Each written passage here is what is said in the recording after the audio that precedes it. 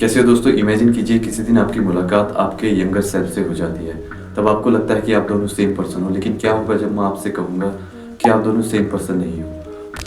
तो आज की वीडियो में हम एक ऐसे पैराडॉक्स के बारे में बात करेंगे जिससे आप खुद की आइडेंटिटी के बारे में सवाल उठाएंगे और खुद से सवाल पूछेंगे कि आखिर मैं कौन हूँ। तो कहानी शुरू होती है ग्रीस के एक महान योद्धा थीसियस से। उनके पास एक जहाज था जिसे द शिप ऑफ थीसियस के नाम से जाना जाता था।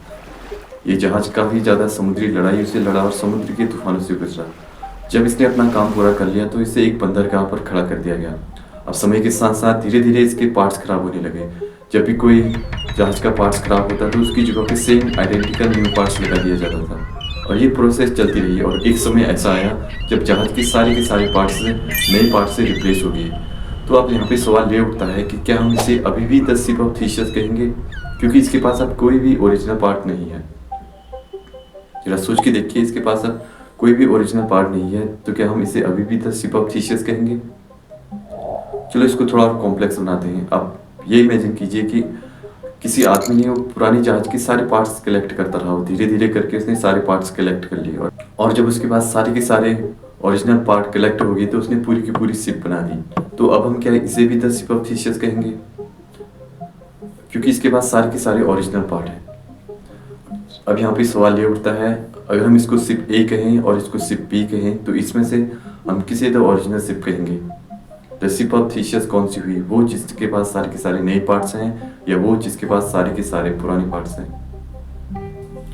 बहुत से फिलोसोफर जो शिप बी को ओरिजिनल मानते हैं वो ये कहते हैं कि वो शिप ही असली है जिसके पास सारे के सारे ओरिजिनल पार्ट्स हैं।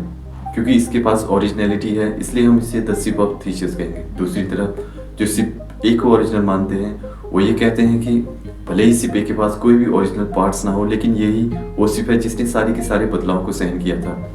शिप बी को ओरिजिनल मानने वाले ये काउंटर देते हैं कि अगर शिप ए के पास कोई ओरिजिनल पार्ट्स नहीं बचा तो शिप ऑफ थीसियस कैसे हुआ। जैसे हम किसी पुरानी बिल्डिंग को तोड़कर उसकी जगह पर नई बिल्डिंग बनाते हैं तो वो पुरानी बिल्डिंग नहीं रहती। उसी तरीके से जब जहाज के सारे हिस्से बदल दिए गए थे तो वो अपनी ओरिजिनलिटी खो चुका है। दूसरी तरफ शिप ए को ओरिजिनल मानने वाले ये काउंटर देते हैं कि भले ही शिप ए के पास एक भी ओरिजिनल पार्ट्स ना हो, लेकिन इसके पास अभी भी वो एम, वो मकसद है जिस मकसद से इसे बनाया गया था। जैसे कि हमारा समाज लगातार बदलता रहता है लेकिन हम फिर भी उसको समाज ही कहते हैं। भले ही जहाज के पास सारे के सारे पार्ट्स ओरिजिनल ना हो, लेकिन इसके पास अभी भी वो एम है, ये अभी भी समंदर में चलता है और अपना काम करता है।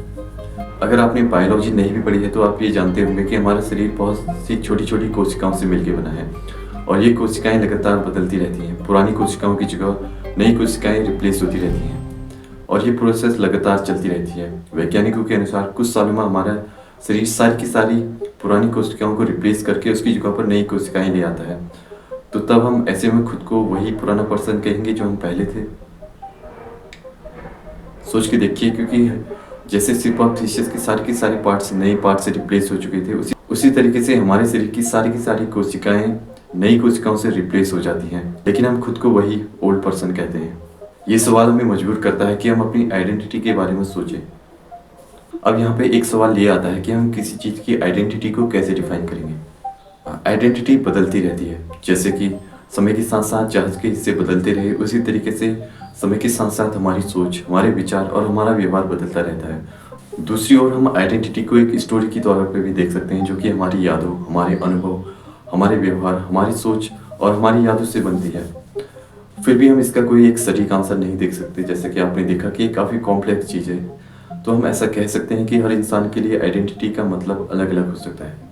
तो अब आपके हिसाब से कौन सी शिप ओरिजिनल है, शिप ए जिसके पास सारे के सारे न्यू पार्ट्स हैं या शिप बी जिसके पास सारे के सारे ओरिजिनल पार्ट्स हैं। नीचे कमेंट सेक्शन में ज़रूर बताइएगा। उम्मीद है कि आपको आज की वीडियो भी अच्छी लगी होगी और आपको ज़रूर इससे कुछ ना कुछ सीखने को मिला होगा। तो मिलते हैं एक और नई वीडियो में, तब तक के लिए गुड बाय।